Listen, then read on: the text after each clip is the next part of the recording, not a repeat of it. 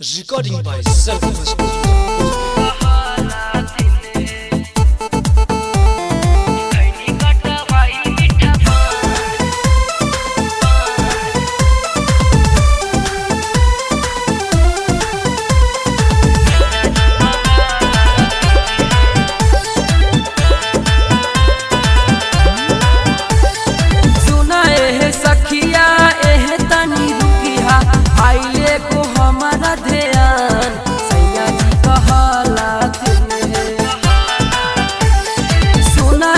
सखिया एह तनी रुकिया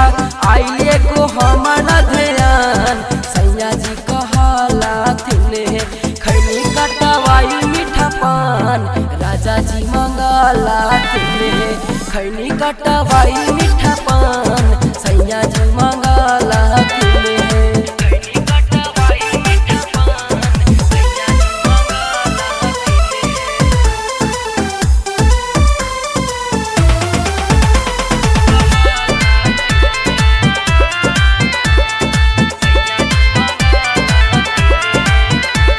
बेटी के ले लिया मिठाई है सैया जी के खैनी पाने के लिए बुलाए है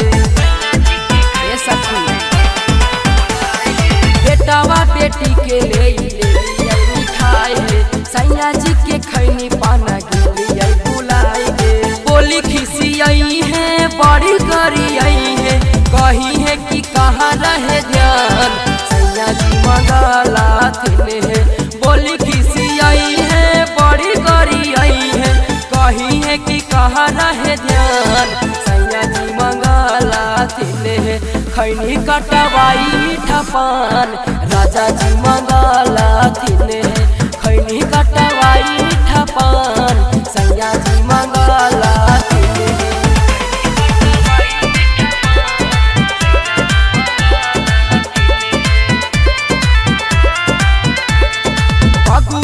पैसा सैया तिहाले निकाल के कच्छा बनी आन लइहा का मछी तलाल के बगुली से पैसा सैया तिहाले निकाल के कच्छा बनी आन लइहा का मछी तलाल के बीरबल बिहारी भेजल बाजारी दिलीप राजा लावेला सामान सैया जी कहला थिने बीरबल बिहारी भेजले बाजारी दिलीप राजा लावेला सामान सैया जी कहला थिने खैनी कटवाई मीठा पान राजा जी मंगला थिने खैनी कटवाई मीठा पान सैया जी मंगला थिने। Recording by Sargam Studio, Bodh Gaya.